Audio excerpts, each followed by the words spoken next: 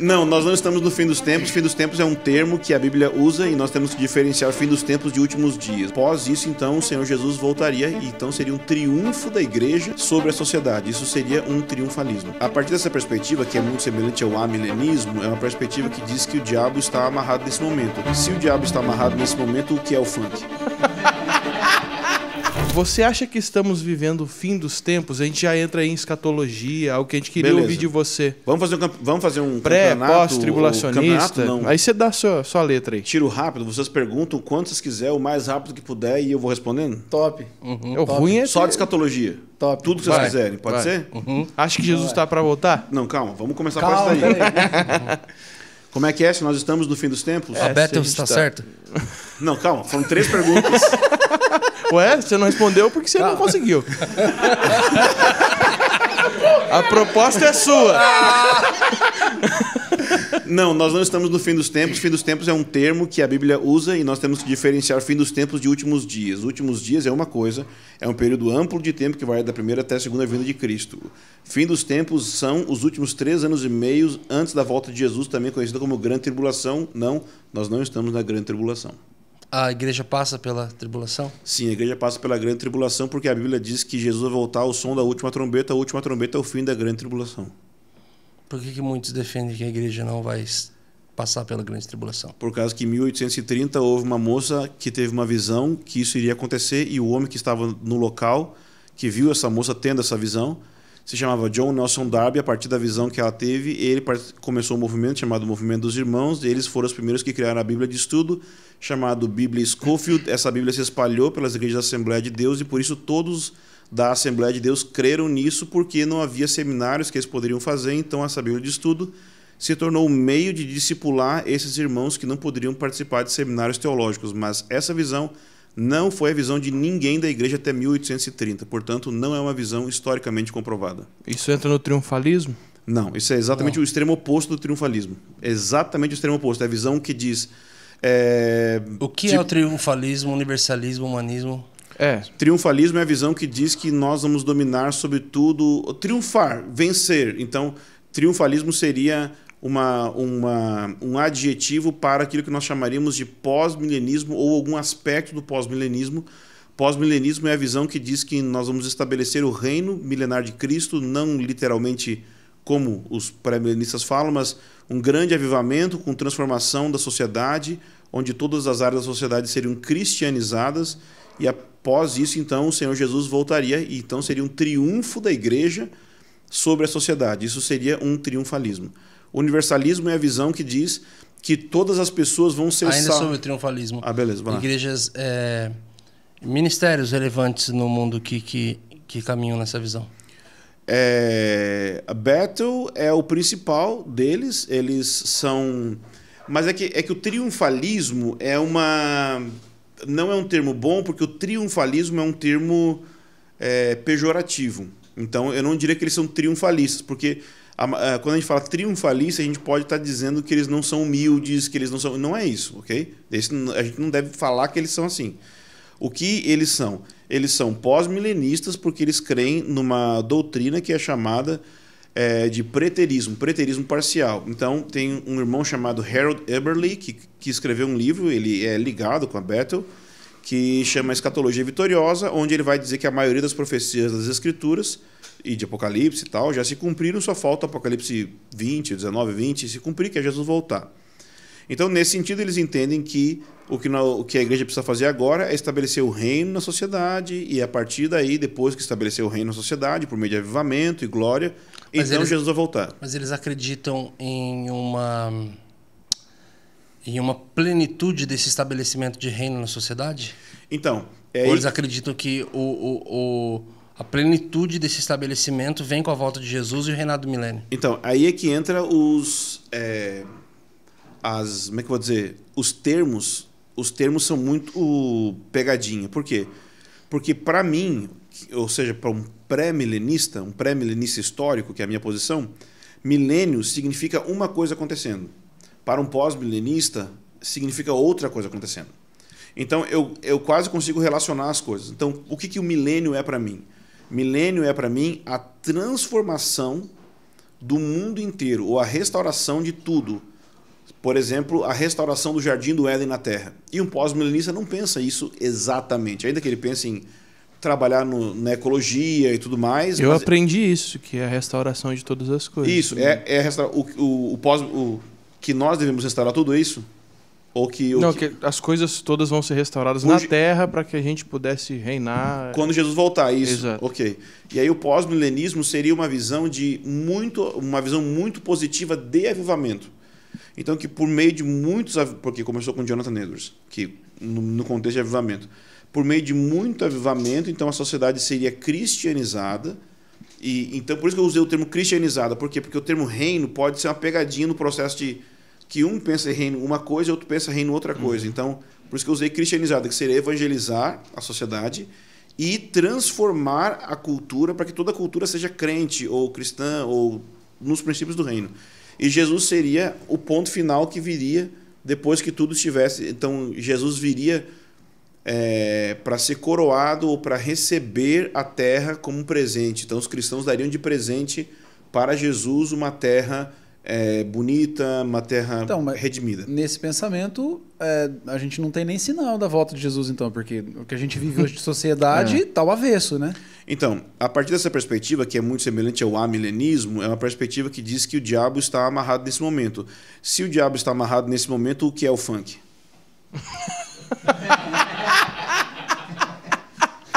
Faz a tua aqui, Bruno. Aonde estão agindo as potestades?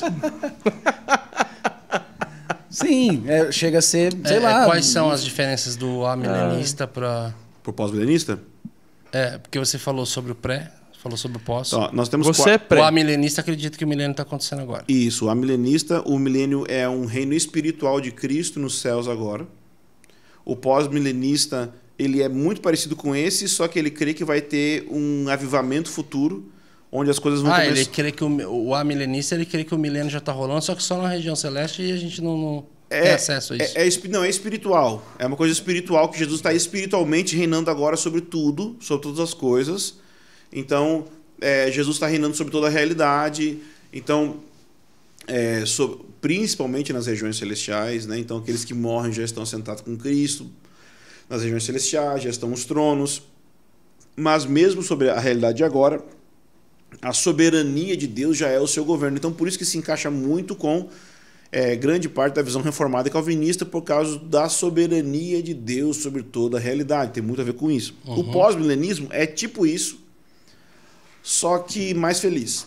Entendeu? É uma galera mais feliz, mais positiva, que crê que Deus vai mandar avivamento em algum momento da história, ou que esse reino de Jesus vai expandir mais forte e vai tomar o mundo de maneira mais intensa, né? Então é um amilenismo mais positivo, mais feliz. O milênio, ele é realmente literal 1000 anos? De acordo com a minha perspectiva, sim. Ele é literalmente 1000 anos porque a Bíblia repete várias vezes ali em Apocalipse 20 que é 1000 anos, e porque não existe nenhuma evidência interna no texto de Apocalipse 20 que indique que o texto seja simbólico. O livro de Apocalipse tem passagens simbólicas, com certeza. Mas nem tudo em Apocalipse é simbólico. Sempre quando tem algo simbólico em Apocalipse, está claramente demonstrado. Por exemplo, no início da passagem, Apocalipse 12, por exemplo, diz: viu-se um grande sinal no céu. Então a gente sabe que isso é simbólico e diz que é um sinal. Mas quando não está indicando que é um sinal, então é literal. Então, Apocalipse 20 para mim é literal. Mais de uma vez repete que é 1000 anos. Então, se a Bíblia diz que é 1000 anos, eu creio que é 1000 anos. E por que o termo pré-milenista histórico? Porque pré, no sentido de que Jesus volta antes, milenista, no sentido de que Jesus volta antes de estabelecer o milênio, e histórico, porque essa era a posição que todos os discípulos dos apóstolos mantiveram. Então, porque se a gente fala que era a posição dos apóstolos, é tipo truco, né? Tipo, então todo mundo tem que crer, não vale, Sim. Todo mundo está errado, só isso está certo, né? Então, é a posição que todos os discípulos dos apóstolos mantiveram. Então, ela é histórica porque ela é a posição mais antiga de escatologia. Eu aprendi com meu pai, inclusive, que o milênio a gente subiria aos céus com Jesus, e esse milênio seria uma purificação da terra, até ecologicamente falando. Uma restauração. É o que eu ouvia do meu pai. Talvez isso você esteja confundindo ou com... Porque alguns podem dizer que isso acontece no início e outros no fim do milênio. Uhum. Mas vai acontecer algum tipo de purificação possivelmente todo o milênio vai acontecer isso, um processo de purificação, mas não que a gente não vai estar aqui na Terra. Né? Para que é o milênio? Essa parte eu acho que é mais quente, já que vocês são galera da adoração, vocês vão curtir Legal. isso. Apocalipse 21. Solta o pad. Vai lá. Apocalipse 21. Going up to new atmospheres. Gente, bom, gostei. Apocalipse 21 fala o quê? Viu novo céu, nova terra, né? E aí ele fala assim, e o tabernáculo de Deus está entre os homens. Deus mesmo estará com eles. Só que a viagem é o que ele? Está dizendo que Deus vai estar entre os homens. O problema é que Deus já está entre os homens, de acordo com a minha perspectiva, porque Jesus voltou em Apocalipse 19, estabeleceu o milênio em Apocalipse 20. Então, que Deus é esse que está descendo em Apocalipse 21? É o Pai de Jesus. Ou seja, Jesus vai preparar a terra por 1000 anos para que Deus Pai possa entrar na terra e estar na terra conosco para sempre. E assim vai cumprir Na nova palavra, na Jerusalém que desce. Exatamente, vai cumprir a palavra que diz que a glória de Deus vai cobrir a terra como as águas cobrem o mar. Então, aí sim, então, o grande lance do milênio não é a ecologia, os bichos e qualquer política. O grande lance é preparar um ambiente para que o Pai possa descer. É esse contato com Jesus e o restabelecimento. Então nós não vamos para o céu. Não vai subir ninguém. Mas todo mundo Pai Wagner Moura, Capitão Nascimento. Não vai subir ninguém. Nascimento, capitão. Mas todo mundo que morre hoje. Uma fábrica de cortes. Mas eu ia fazer essa pergunta. Mas todo mundo que morre hoje vai para o céu agora, quando todo mundo que morre em Cristo vai para o céu hoje. Então, porque também eu ouvia também sobre o sono da alma. Heresia. Seu pai era herege. Não, Isso não era meu pai. Não.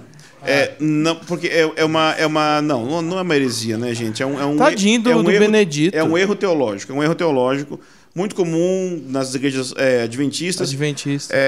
Então, assim, por quê? Porque Paulo várias vezes disse que aqueles que estavam mortos estavam dormindo. Ou ninguém, eles usam muito ninguém subiu ao céu, senão aquele que do céu desceu. Que diz que está dormindo, mas ele não está dormindo. A expressão dormindo ali é porque é da nossa relação para com eles. Ou seja, a gente olha o cara no caixão, ele está dormindo. E por que ele está dormindo? Porque ele vai acordar, ele vai ressuscitar. Então é nesse sentido. Mas, por exemplo, quando a gente olha Apocalipse capítulo 6, o 5º selo que se abre ali em Apocalipse, mostra que os mártires estão em plena atividade, acordados no céu, dizendo: até quando não jogarás o nosso sangue daqueles que habitam sobre a terra? Então as pessoas estão acordadas. Conscientes. Jesus falou para o ladrão na cruz: hoje mesmo estarás comigo no paraíso. Então você vai estar comigo no paraíso. Então as pessoas estão no céu agora mesmo. Moisés e Elias estavam acordados no céu e desceram do céu. Os salvos sobem então. Os salvos estão com Jesus. Chamado seio de Abraão, isso? Não. Essa parada aí. Eu não tenho a posição fechada sobre como é que eu chamo a parada, mas é tipo isso aí. Então os que estão com Jesus agora estão lá no céu, as almas. E quando Jesus voltar, essas pessoas vão voltar com Jesus.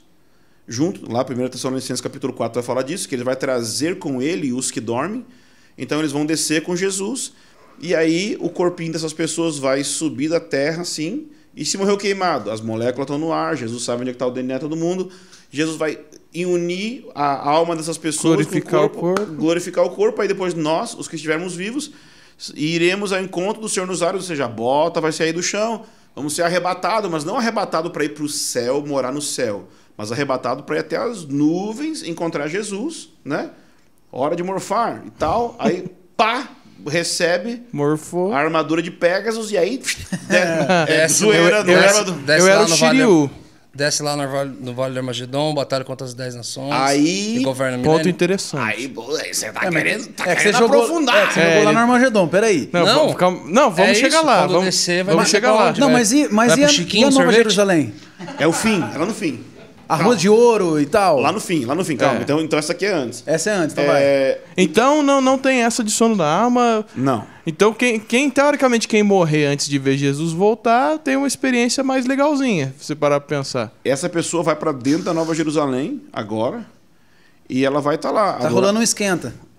Tá adorando a Deus, tá participando lá, tá aprendendo. Vendo o Netflix da história que passou. Provavelmente as pessoas estão aprendendo mais de Deus para poder se preparar para estar na terra quando Jesus voltar. Bom, nós vamos encontrar Jesus nos ares, né? Uhum. Eu, pessoalmente, eu e mais várias pessoas legais no mundo, Que concordam comigo? São legais mesmo? são pessoas bem legais, creem que Jesus vai exercer uma função semelhante à de Moisés, que ele vai agir como o novo Moisés. Portanto, Jesus vai nos encontrar nos ares, mas ele vai descer conosco no Monte Sinai. E ele vai então fazer uma marcha por terra do Monte Sinai até Jerusalém. E aí, quando chegar então na entrada de Jerusalém, a Bíblia diz que vai estar os exércitos do anticristo acampados ali para atacar o cavaleiro, Jesus, né? E o seu exército. E ali então sim vai ter uma guerra onde Jesus vai matar o anticristo, vai matar todos os exércitos do anticristo. A gente nem vai precisar dar uma batalhada, então? Mano. Não está escrito o que vai acontecer, mas do jeito... Ultimato, mano. Você tá louco pra quebrando. arrancar uma espada, Não, né? então, não está escrito o que vai acontecer. Vai ter liberação Mas, de armas. Vamos dizer assim diz eu. Tá? Profeta, conhece o profeta diz Falo... eu? Né? Digo como eu, não eu Senhor. mesmo. O que vai acontecer? Thanos vai vir, mano. Vai acontecer exatamente o que aconteceu com Golias e Davi. Todo mundo fica, quem que é o seu Golias? Gente, Golias é uma figura do anticristo. E Davi de Cristo. Então, o que acontece ali? Você tem 2 exércitos parados e 2 guerreiros que vão se enfrentar. Representando. E o que Davi faz? Ele arranca a cabeça do guerreiro e dá ele para as aves. E aí, o que diz em Gênesis 3,15 que ele vai esmagar a cabeça. E o que diz em Apocalipse? Que as aves do céu vão se fartar da carne dos reis, dos comandantes. Então, a princípio, eu creio que Jesus vai enfrentar pessoalmente o anticristo e vai matar o anticristo. E depois, talvez, então... Nisso que ele fere as nações e... Não, a expressão um cetro de ferro para ferir as nações é uma referência à autoridade de Jesus para governar durante o milênio. Ah, sim. Então, aí vai ter essa guerra, uma galera vai morrer, mas nem todo mundo vai morrer nessa guerra, porque nem todo mundo vai estar com o anticristo. Porque imagina, o mundo vai ser um mundo normal, não é um mundo de filme. Ou seja, vocês lembram, por exemplo, sei lá, dá um exemplo, não sei, imagina alguém, lembra do Seu Lunga? Vocês lembram do Seu Lunga? Nossa, eu não, De qual? nem Não. ouvi. Não. Imagina alguém que você nunca... Você conhece alguém que não tem celular? Que nunca usaria celular, que não tem internet? Deve ter conhecido alguém. Conheço. Conhece? Ok. Você acha que essa pessoa vai receber a marca da besta se nem celular Sem ela tem? conhecimento nenhum, você fala. Você acha que ela vai receber a marca da besta? Não vai receber a marca da besta. Então vai ter um monte de gente. Panguando ali, você Isso. fala. Nunca, vai ter um monte de gente que não vai receber a marca da besta, ok? Mas também não foi... Não foi salvo. Não é de Jesus, não é nada. Então, quem recebeu a marca da besta vai ser morto quando Jesus voltar. Quem é de Jesus vai... Você tem ideia do que é a marca da besta? E quando acontece? A marca da besta vai ser colocada sobre as pessoas do início da grande tribulação. E a marca da besta é literalmente uma marca que vai ser colocada na mão ou na testa, que vai definir uma espécie de aliança. Imagina assim, quando a pessoa casa, ela bota uma aliança no dedo. Essa aliança não é a aliança de fidelidade da pessoa no casamento. É só um símbolo. É só um símbolo. Então, a marca da besta vai ser um símbolo na testa ou na mão de fidelidade da pessoa ao governo do anticristo.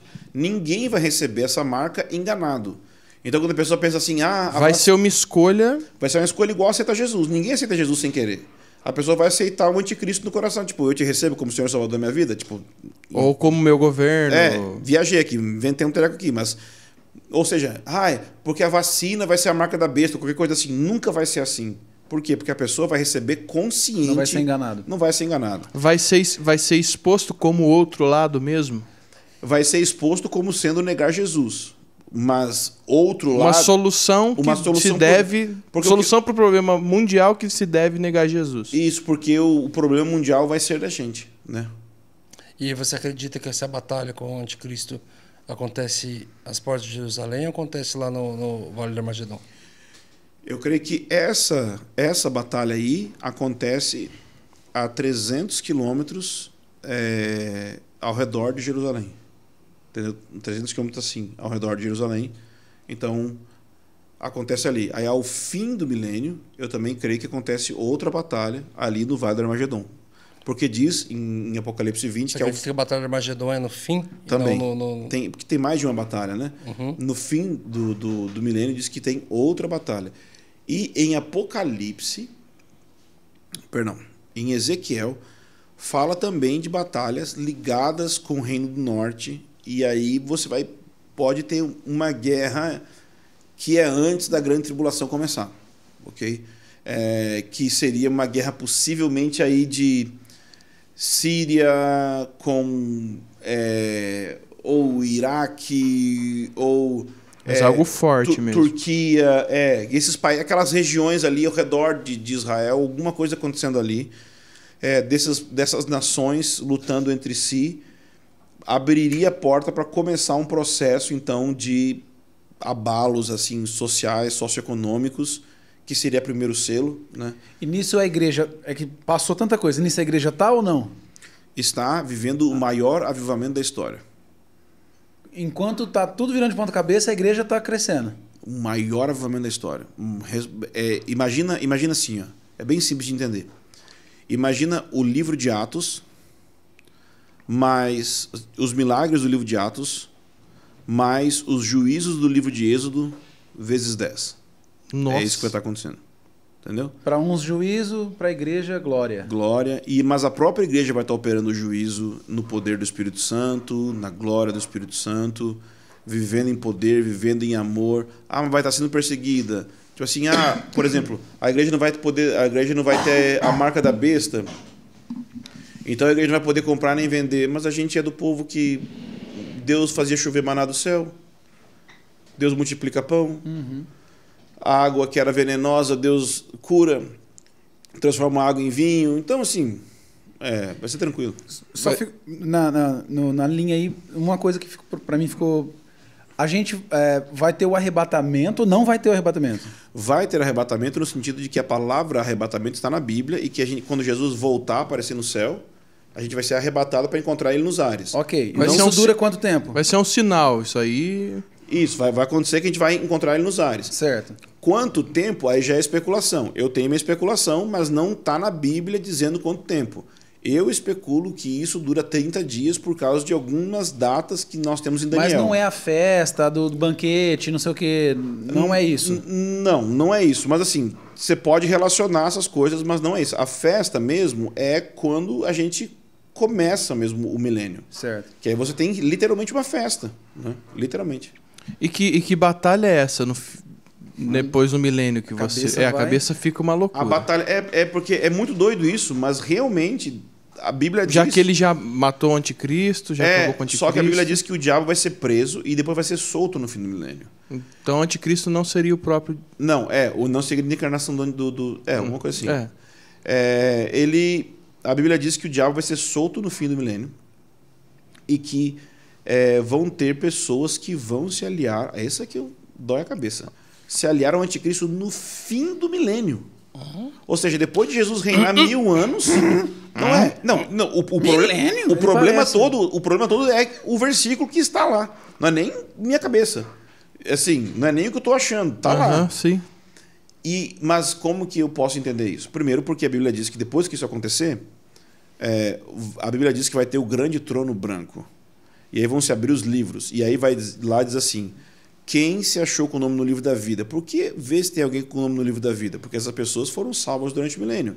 Mas depois tem as outras que não tinham o nome no livro da vida. Por quê? Porque elas não quiseram Jesus durante o milênio. Até porque em 1000 anos vai nascer muita gente. Isso. Mesmo com morrer gente. Toda essa coisa acontecendo. Pra gente, vai ter o corpo glorificado. Nós vamos sentir 1000 anos ou tipo para Deus que é como um dia?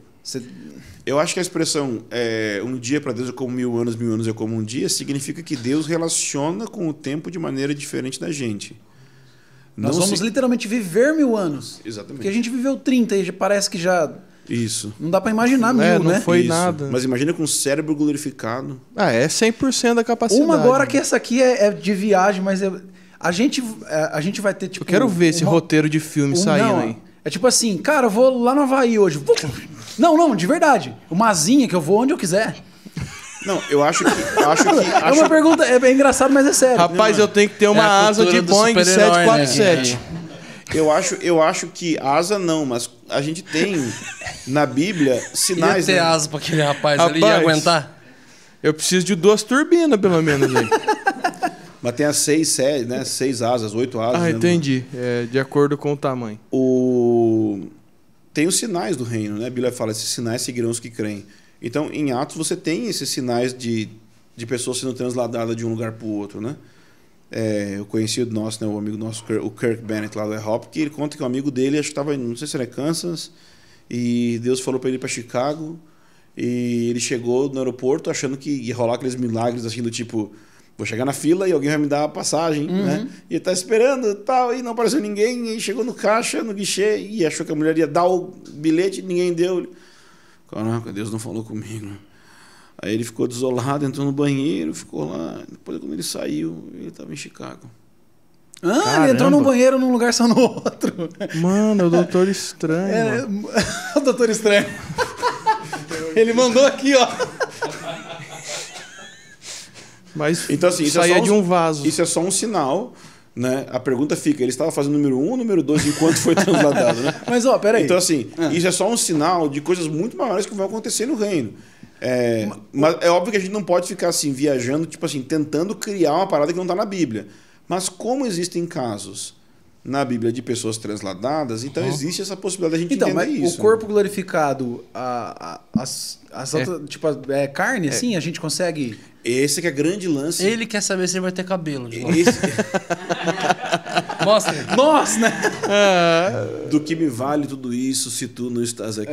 Então, a questão assim, ó. Esse que é o grande lance, a grande beleza de Jesus ter convivido 40 dias com os discípulos, porque a gente vai ter aquele corpo. Ou seja, ele ficou 40 dias com os discípulos com o corpo ressurreto, e a Bíblia diz que ele ficou 40 dias ensinando sobre o reino. Por quê? Porque ele tinha o corpo glorificado, ele mostrou como ia ser o reino por 40 dias. Ó. Vai ser assim. E é interessante que enquanto ele estava com eles, ele comeu. E a pergunta que a gente faz... Glória a Deus! Mas a pergunta que você tem que fazer é a seguinte: quando Jesus comeu peixe, depois ele atravessou a parede, o peixe foi glorificado ou o peixe ficou do lado de cada parede? Essa é boa.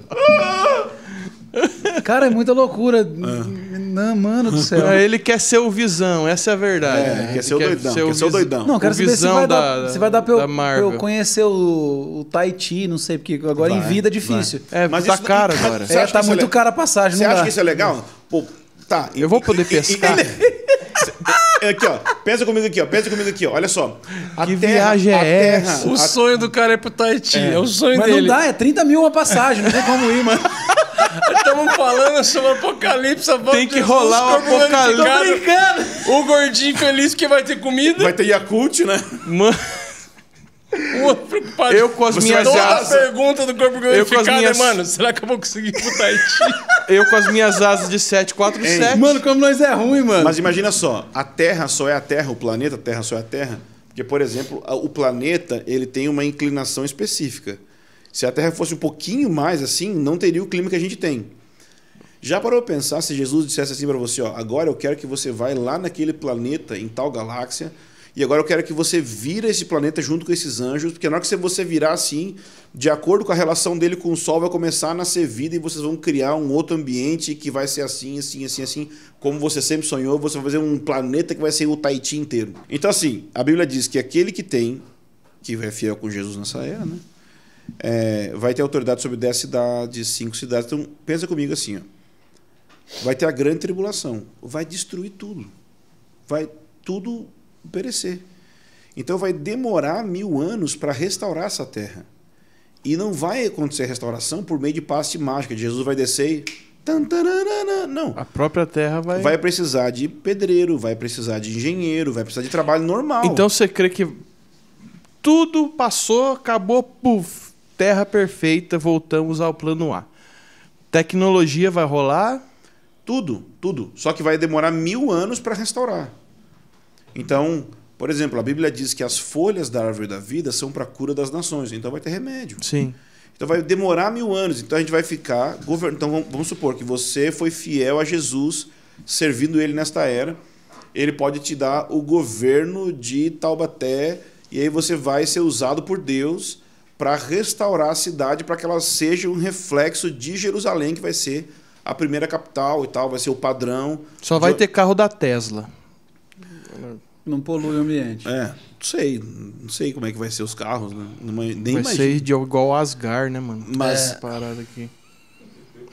Tá ligado que tá indo, né? Depois não volta. Aí fala, o episódio que o anjo não foi, o nego tava drogado, né? Pior que eu pensei em... Eu falei, não vou fazer uma besteira de falar de Asgard. Aí vem de lá. Aí do norte vem, né? Do norte. Não, do norte que eu falo é o termo bíblico. Sim, tá, sim. E a gente vai envelhecer. O corpo glorificado, ele envelhece? Se preocupe, suas rugas vão embora, Medina. Então, eu não sei. Mas eu penso que existe uma possibilidade de envelhecer, mas é um envelhecer... Não, vamos colocar assim, amadurecer. Por quê? Porque a Bíblia diz que ao redor do trono tem 24 anciãos. Okay? Então, quem são esses 24 anciãos? São 24 velhos, que Deus criou eles velhos. Então, literal mesmo? Quem são os 24 anciãos? 24 velhos. Deus criou 24 velhos. Eles têm tipo como se fosse anjo, sei lá o quê, mas eles são velhos. Entendeu? São pessoas mesmo, não são representação de nada. Tem um velho, daí tá o velho lá, tem 24 velho. Porque Deus, a Bíblia diz que Deus é o quê? Ancião de dias. E aí ele tem outros caras, entendeu? É tipo... Nossa, tantas piadas que eu podia fazer, mas como é um podcast, eu não vou falar que a equipe debocha de Deus, nem nada disso. Só vamos continuar. Então, é um conselho de seres celestiais. Equipe de bocha. Né? Ia ser interessante. De dama, né? Gamão. Então, é uma equipe de seres celestiais. Não são anjos, no sentido de que anjo é uma função, a função mais baixa do céu.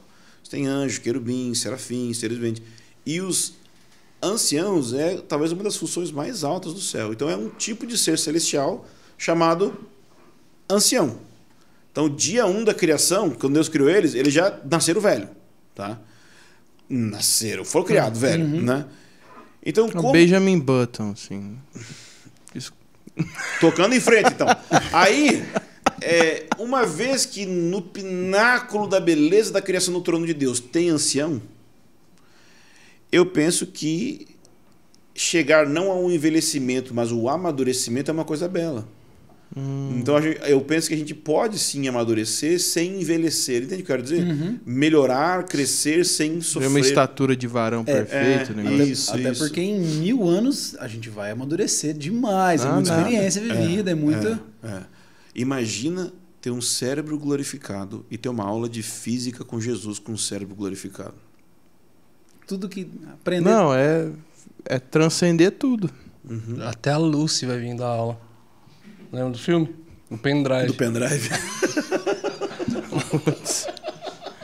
Essa referência de filme tá voando. Tá o Morgan Freeman lá também. Eu tinha te perguntado antes sobre o que era o triunfalismo. Quais são as linhas escatológicas que, fora o triunfalismo, toda que você defende, qual é o termo? Aqui eu defendo? Pré-milenismo histórico é o nome técnico. Tem também o triunfalismo, universalismo. Não, triunfalismo não é um termo de escatologia. É um termo assim que a gente joga para falar mal dos que discordam da gente. Dos inimigos. Dos inimigos que discordam. Das inimigas. Então, assim, quando a gente vai discutir as posições, entender as posições, eu percebi que a melhor maneira de entender as diferenças é perceber que tem duas maneiras de classificar, dois campos. Um é um campo sobre o milênio e outro é o campo sobre a tribulação. E aí você vai ter as divisões. Então, o campo sobre o milênio, você tem... Mas o universalista não é aquele também que acredita que, tipo, no fim das contas vai ter inferno. Isso. É uma grande pegadinha e Deus vai salvar todo mundo. O universal... Isso. Pegadinha. É verdade, é uma pegadinha pro diabo. Aí Deus... mas na verdade o que o universalista quer dizer é o seguinte. Aí não dá, gente. É que o juízo, para o universalista, o juízo é uma forma de redenção. Ok? Essa que é a questão. Que ele não crê que o juízo é um castigo, ele crê que o juízo é uma disciplina. Então, o inferno, ele crê, é uma forma de purificação do pecado. Quem crê assim? O universalista. Caramba. Então, quando a pessoa vai para o inferno, ele crê que esse inferno purifica do purgatório. pecado. Seria tipo purgatório, mas algo para todos, assim, entendeu? Um caverna do dragão, pá. Tipo isso. Não sei. O cara colocou o mestre Eu não dos aguento, magos mano, as no meio referências do vêm demais, vem Apocalipse. Não, mas elas estão aqui, né? Então, assim, mas o universalismo, ele é uma visão mais ampla, ele não é só de escatologia, ele pega muita coisa. Então, assim, eu dividiria as posições entre as que lidam com o milênio, que basicamente é uma discussão sobre reino de Deus. O que é reino de Deus? Vai ser essa discussão. E a outra vai ser a discussão sobre tribulação. O que é tribulação, grande tribulação? A igreja vai passar por isso, não vai passar por isso e tudo mais. Então, discussão sobre milênio. Nós temos pré-milenismo, amilenismo, pós-milenismo. Simplesmente assim. Pré-milenismo, Jesus volta antes do milênio. Amilenismo, o milênio é espiritual, ou não existe milênio. Pós-milenismo, Jesus volta depois do milênio. E aí a questão, claro que vai ter toda uma discussão. O que é esse tal do milênio, a natureza do milênio e tal. Então vai ter essa discussão entre eles. Sou eu essa cadeira? Eu tô tentando descobrir também. Não, É você? é o Corra. Aí vai ter a tribulação. Todas as discussões sobre tribulação estão dentro de uma equipe, de um time só, que é o pré-milenismo. Todo mundo do pré-milenismo é que vai brigar aqui. Então, dentro do pré-milenismo, nós temos o pré-milenismo histórico, minha posição. Aí nós vamos ter o pré-milenismo dispensacionalista, que é a posição de 90% da igreja evangélica pentecostal.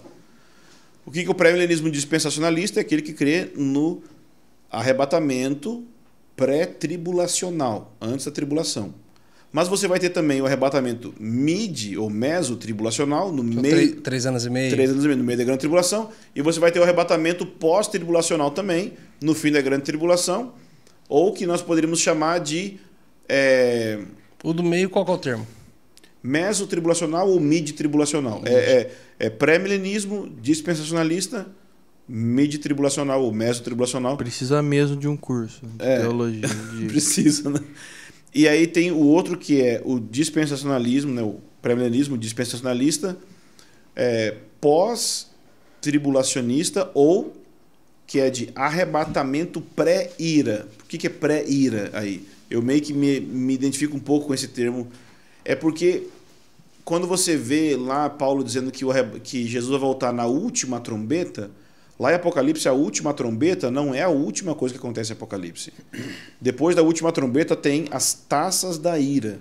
Então parece que Jesus volta quando toca a última trombeta, mas na hora que ele volta e encontra os seus santos, parece que ainda é derramada uma manifestação de ira de Deus sobre a terra. Talvez tenha alguma coisa aí. Minha posição é chamada de pré-milenismo histórico, mas eu gosto de acrescentar um termo que o Mike Bickle inventou, que é apostólico. Por quê? É pré-milenismo, mas que crê que a igreja vai triunfar, que vai ter avivamento, que, sabe, que vai bombar. Por quê? Porque muita gente, tanto da minha posição quanto durante a tribulação. Porque muita gente da minha posição e da outra também é bem assim, não, a igreja vai ficar ruim, vai indo, e o último que sair, fecha a porta. Entendeu? Então, é uma posição muito negativa. Se você olhar os livros mais antigos, é uma posição que fala que a igreja não vai dar muito certo, não. Que a igreja vai ser só um punhadinho mesmo, que esse negócio de tentar mudar a igreja, melhorar a igreja, transformar a igreja, isso aí é um negócio que não tem sentido, não. Que a igreja vai desse jeito mesmo que está aí e bola para frente. Vai ter gente que vai usar as 7 igrejas da Ásia, por exemplo, ali de Apocalipse 7, para dizer que são 7 períodos. Eu não creio que é isso. Se o cara usar aquilo como 7 períodos, ele vai dizer que a igreja de Laodiceia, que é uma igreja que Jesus falou mal dela, seria a igreja de agora, que vai vomitar da boca e tal e tal. Minha tia Então, chama Laodiceia. É mesmo? Uhum. Nada a ver, mas beleza. Você cortou o assunto por uma piada. Não foi uma piada. Eu só falei. É um fato. Comentário alto. É um fato. Então foi isso. Então é isso. Quer mais pergunta? Tem um monte. Vai lá. Não, sempre tem. Então você crê que a igreja passa pela tribulação e no final da tribulação, arrebatado sob os ares, desce com Jesus. Isso. E estabelece o milênio. Estabelece o milênio. E no fim do milênio vem a Nova Jerusalém. Você falou... Quer completar? Então vai. O Elysium. Oi? Acabou? Não, no dia da Boa referência, né? hoje. Boa. Não, porque assim... Então no final a igreja sobe no arrebatamento. O que a gente ouve falar, se eu estiver falando besteira, já fala que é o que eu aprendi de criança na igreja. Não se desculpe. A gente vai subir e aquela coisa toda, que avião caiu, que o piloto foi arrebatado e o carro bateu. Aquele filme lá... Deixados para trás. Deixados para trás. Passados para trás. Você gera um medo. Não. Você não olha com olhos de maranata, de esperança, de vontade. Vai ser dessa forma? Como que virar, é né? o arrebatamento, então? Porque se a gente vai passar um tempo e voltar, as coisas têm que continuar aqui, porque se eu perder tudo... Não, mas não vai passar um tempo, não. Eu sugiro que vai ter um tempo nas nuvens. Porque assim, o versículo bíblico que fala sobre a volta de Jesus, diz que todo olho verá. Então pensa comigo, para que todo olho veja Jesus e saiba que é Jesus. Imagina. E esse papo de que ele vai aparecer na televisão, não cola. Jesus, o cara que tem Gênesis 1 no currículo, ele não precisa que alguém vai streamar para ele aparecer. Ele não está precisando disso. Beleza. Então, aqui a altura do chão, aqui a altura assim no ar, Jesus vai estar para todo mundo ver. Todo mundo ver. Que velocidade ele vai passar para que todo mundo possa ver? E como ele vai passar? Porque a Bíblia diz que quando ele voltar, vai ser como um relâmpago que sai do Oriente e se mostra no Ocidente. Então eu creio que quando Jesus voltar, não é que ele vai só parar num lugar, mas que ele vai dar a volta, tipo volta olímpica. Catocha. Tipo isso. Ganhei. E aí ele vai arrebatando os crentes em todos os lugares do mundo e passando numa velocidade onde todos possam ver. Eu estou sugerindo um período de 30 dias por causa de alguns números lá em Apocalipse, mas talvez não seja menos. Então, é somente 30 dias. Nesse período, o mundo está de cabeça para baixo. Entendeu? E todo mundo vai ver esse arrebatamento acontecendo. Porque não vai se arrebatar, porque o problema da doutrina do arrebatamento que você está se referindo não é o arrebatamento. Porque arrebatamento está na Bíblia. O problema é arrebatamento secreto. É um arrebatamento onde ninguém vê. Esse que é o problema. Esse arrebatamento não vai ser secreto, vai ser tão visível que a Bíblia diz que o anticristo vai se preparar para guerrear contra Jesus. Como que ele vai saber que Jesus está voltando e vai para Jerusalém guerrear, como está ali em Apocalipse 19? Porque ele vai ver Jesus. E o piscar de olhos? A Bíblia diz que o que vai acontecer num piscar de olhos é a transformação do nosso corpo e não a volta de Jesus. Apocalipse. Olha como que a gente aprende tudo errado, velho. 1 Coríntios capítulo 15. Caramba. Em um momento, em um abrir e fechar de olhos, ele fala da transformação do nosso corpo. E onde eles procurarão a morte não encontrarão? Apocalipse capítulo 6, aqueles que não são de Jesus, aqueles que não se renderam a ele vai enviar juízos. Não, peraí, minto, esse não é. Esse é o 8. É o 8. Que virá uma espécie de demônios, mas pode chamar de besouro, de gafanhoto. Praga, sei lá. Que vai picar as pessoas. Isso, tribulação? Durante a tribulação. E essa picada vai ser tão dolorida que as pessoas vão buscar morrer por causa da dor. Elas vão querer morrer e não vão conseguir morrer, porque o espírito da morte, a morte vai fugir deles. Então as pessoas vão tentar morrer e não vão conseguir. Tá, e ali determina quem são os tipos de pessoas que vão passar por isso? São os crentes ou não? Os crentes? Os crentes não vão passar por isso. Por quê? Porque Apocalipse 6 dá uma introdução bem grande sobre os juízos de Deus que vão acontecer. E em Apocalipse 7 mostra o que você precisa fazer para ser livre dos juízos, para não sofrer os juízos. Colocando de maneira mais simples, para não ter que entrar nos detalhes ali daquele texto, a gente pode usar um exemplo de Êxodo capítulo 8, Em Êxodo 8 tem uma cidade lá em Êxodo que é a chamada Terra de Gozém, onde os juízos de Deus estavam caindo sobre o Egito e o povo de Israel estava lá no Egito. Mas o povo de Israel não sofreu nenhum dos juízos de Deus que caíram sobre a terra do Egito. Os piolhos, as pragas, nenhum desses juízos caíram sobre o povo de Deus. Por quê? Porque eles tinham, basicamente, a aliança com Deus, a marca de Deus. Quando chega no momento da Páscoa, eles têm a marca do cordeiro, né, nos umbrais da porta. Então, lá em Apocalipse 7, usa essa expressão da marca do cordeiro. Né? Então, aqueles que são de Jesus, eles foram marcados por Deus e eles não vão, então, sofrer o juízo. Por quê? Porque todos esses juízos, eles são baseados na lei de Deus. Deus não envia juízo aleatório. Tipo assim, tô com raiva de você. As pessoas vão se converter durante a tribulação? Vai ser o maior colheita de almas, né? Vai ter uma grande colheita de almas. Eu acho que mais de 1 bilhão de almas vai converter. Porque se geralmente a pessoa converte quando está sofrendo, imagina nesse contexto. Ah, com certeza. Nossa, vai ser a maior colheita. Deixa eu falar, ô Medininha. Vai. Será que a gente pode continuar um papinho para aqueles nossos coleguinhas? Não, ou daqui eu já quero também. Você quer? Ir, mas deixa eu fazer. Faz aí. Uma que talvez é. Tem que ser boa. Qual porque a que minha é, qual que é o início de tudo pra gente que tá aqui hoje? Nós estamos. O que é os princípios das dores? Nós estamos Isso. no Como que eu princípio das sei dores? que a gente já tá Boa. entrando nisso? Como que eu vou saber? Cara, eu acho que tá começando a tribulação e tal. Quando você ver em Jerusalém, tá? Você olha para Jerusalém e quando você vê em Jerusalém, na região do templo ou na cidade de Jerusalém, de alguma forma, né? Você vê uma pessoa ali entrando no templo, e esse templo pode ser a mesquita, esse templo pode ser o templo reconstruído. Eu particularmente acredito que vai ser o templo reconstruído.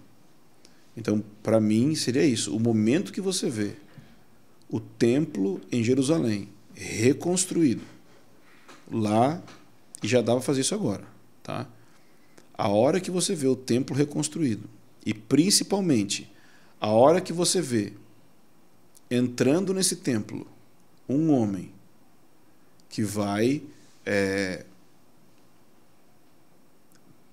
de alguma forma querer participar daquela adoração de maneira indevida, daquela adoração judaica.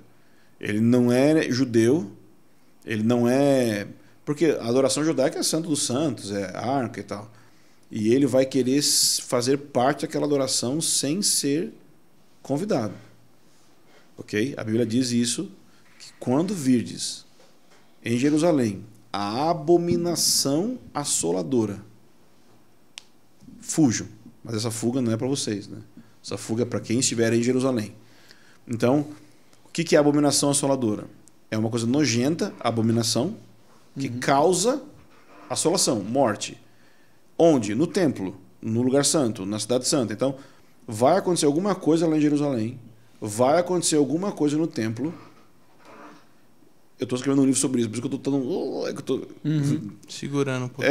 mas basicamente vai acontecer algo ali que vai ser nojento.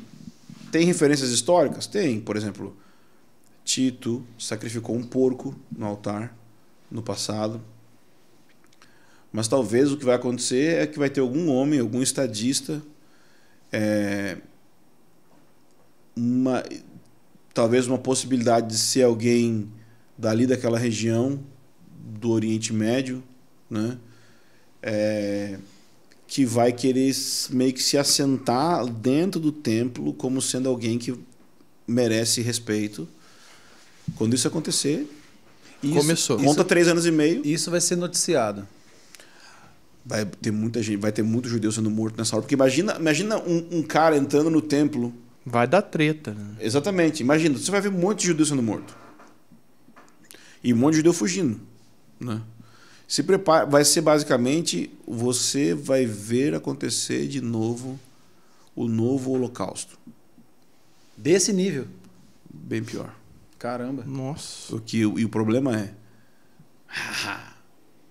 Agora, eu senti a unção aqui sobre mim. Então vai, derrama. Não. Não sei, espero que venha. Jorra. O problema é que no tempo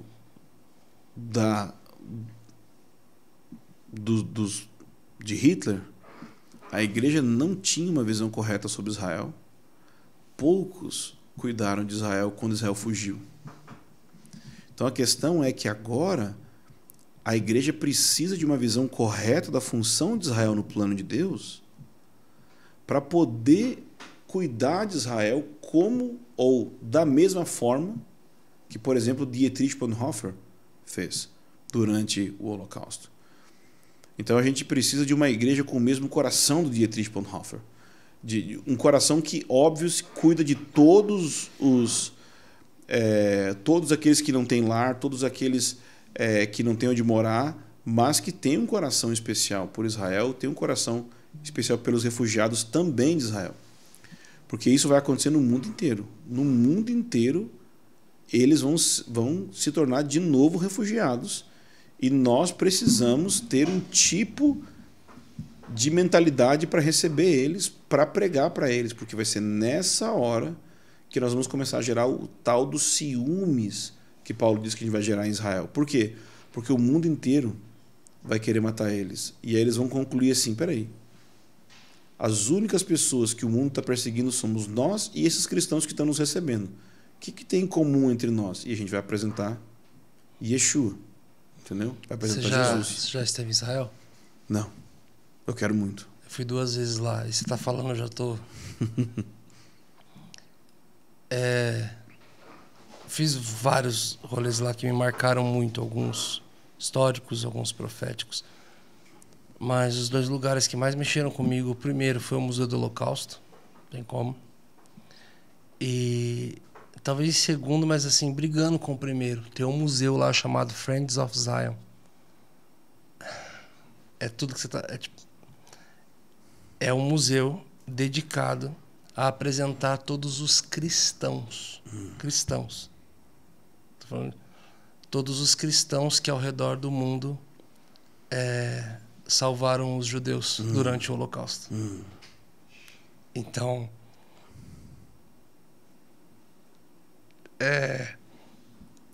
e aquele museu é um convite para os cristãos. Fala, cara, se tornem amigos de Sião.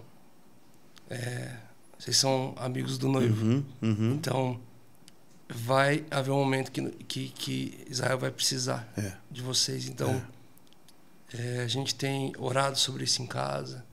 O nosso filhinho de 4 anos agora, né? Desde os 3 anos, ele de repente em casa acabou a oração do almoço, em nome de Jesus, amém. E que haja paz em Israel. A gente... Uau, filho. De onde você tirou isso? Tipo assim, a gente não te ensinou. A gente não te ensinou isso. E, cara, não tem conversa. Para acordar, para dormir, para almoçar, para jantar, qualquer período de oração em casa. Acabou, todo mundo já espera e ele vem. E que haja paz. Todo mundo que haja paz. Minha esposa já... E as palavras sobre ele, que ele vai ser um poliglota. E minha esposa já fala, cara... A gente está criando, ele vai evangelizar muitos judeus. Ele vai... Cara, então, você está falando... Acho bem forte, assim. Talvez uma última, então, para a gente finalizar. Existem algumas pessoas que fizeram a matemática básica para saber... Contaram os sinais. Você tem alguma matemática? Cara, eu acho que vai ser perto de tal ano. Ano. Um chute científico. Eu garanto que isso é uma burrice. Essa matemática. Eu garanto que fazer isso é uma grande erro. É porque alguns defendem Porque até a questão de não Uma existe geração- o dia nem a hora. Mas tá Mas falando o dia mês e e hora, ano. mas a época dá pra... Não, então, olha só. A gente não pode saber o dia e a hora. A gente pode saber a geração. Isso é uma coisa. Mas quando fala que nós não podemos saber o dia e a hora, não quer dizer que nós podemos saber o mês e o ano. Que algumas pessoas podem exagerar nesse ponto. O texto não está dizendo isso, que nós podemos saber o mês e o ano. Já vi pessoas errarem em dizer mês e ano. Várias vezes, né? Mas assim, mas fizeram agora. Era setembro de 2017, com as luzes de sangue e tararara. Então, assim, eu diria que nós podemos saber a geração. Isso sim. Por quê? Porque existem sinais ali em Mateus 24 que é para você discernir a geração. Então ele diz assim: quando vocês virdes todos esses sinais, e é todos, então não é só um. Quando todos os sinais que Jesus descreveu, que são 15 sinais, basicamente, em Mateus 24, quando aqueles 15 sinais acontecerem, todos ao mesmo tempo, com intensidade total no mundo inteiro, quando todos esses sinais estiverem acontecendo, então não passará essa geração sem que tudo isso aconteça. Ou seja, aquela geração que ver todos aqueles sinais, aquela geração não vai passar, mas vai ver a volta de Jesus. Uma geração, biblicamente, pode ser 100 anos ou pode ser 40 anos, menos ou mais. Então, porque você vê, quando Deus falou com Abraão, ele disse assim: sua descendência ficará 4 gerações no Egito. E foi 400 anos. Então, Deus olhou ali, geração com 100 anos, e não com 40, como a gente está acostumado, ou 70, como alguns falam. Então, vamos supor que uma geração seja 100 anos, nós podemos aqui colocar em até 100 anos Jesus pode voltar? Sim, em até 100 anos Jesus pode voltar. Mas eu não acho que essa é a melhor forma de olhar para o texto bíblico. Eu acho que a melhor forma de olhar para o texto bíblico é pensar em quais dos sinais que existem na Bíblia eu posso participar no cumprimento deles. E de todos os sinais que existem em Mateus 24, o sinal mais importante, e que é o sinal que nós podemos nos engajar de ser meio de cumprimento do sinal, é Mateus 24, versículo 14. E esse evangelho do reino será pregado em testemunho a todas as nações, e então virá o fim. Então a chave aí não é simplesmente ficar discernindo de quando que ele volta ou alguma coisa assim. É óbvio que os sinais são importantes, com certeza, mas eles não são importantes para um tipo de especulação. Eles são importantes para um tipo de orientação profética, com certeza. Mas o que a gente precisa? Pregar o evangelho do reino como meio de preparar o caminho, como meio de preparar o ambiente, como meio de preparar as pessoas. E no fim das contas, se tem algo prático que precisa ser feito, minha opinião, e eu assim dizer, é que se for 100 anos, e vamos supor assim, eu não posso garantir que vai ser daqui a 5 ou 50 anos, mas eu acho que está mais para 50 do que para 5. O que isso significa é que a gente precisa preparar os nossos filhos. Eu conheci gente que tinha um tipo de atitude que era tipo assim: se Jesus não voltar na minha geração, se o avivamento não vier na minha geração, eu não quero saber. Não, peraí, que infantilidade. Não, talvez o avivamento não venha na minha geração. Talvez Jesus não volte na minha geração. Mas eu vou fazer de tudo para que aconteça na minha geração. E vou fazer de tudo para que a próxima geração não pegue do zero. Você acredita que o único sinal que falta é todo ouvido, todo mundo ouvir falar de Jesus? Não. Eu creio que tem vários sinais que tem que acontecer.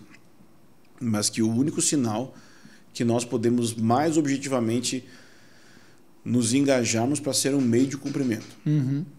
Porque os outros têm a ver com outras coisas que não têm a ver com a gente. Assim, eu diria que o outro sinal que a gente pode participar, mas envolve Deus e a gente, é avivamento. Porque a Bíblia fala sobre gerar ciúmes em Israel. Mas isso não é uma coisa que a gente não vai gerar ciúmes em Israel fazendo festas bíblicas, usando kippah, tocando shofar e falando Yeshua e Yahweh. Eu falo Yeshua, mas eu falo Yeshua porque eu tenho amigos em Israel, eles falam assim: fala 20% Yeshua e 80% Jesus, só para as pessoas saberem que Jesus, ou algum judeu saber que Jesus é judeu. Eu só faço por causa disso. Não faço porque alguma energia positiva traz mais unção. Nada disso. Então, nada disso evangeliza mais judeu. O que vai evangelizar os judeus é quando eles verem que a glória Shekinah do tabernáculo de Moisés está aqui entre nós. Quando eles veem aquilo assim, do tipo: nossa, isso é o que nossos pais falavam, e agora está no meio dos gentios, Aí eles vão começar a pensar, sabe? Então, para mim, a melhor forma de evangelismo é trazer Deus para casa.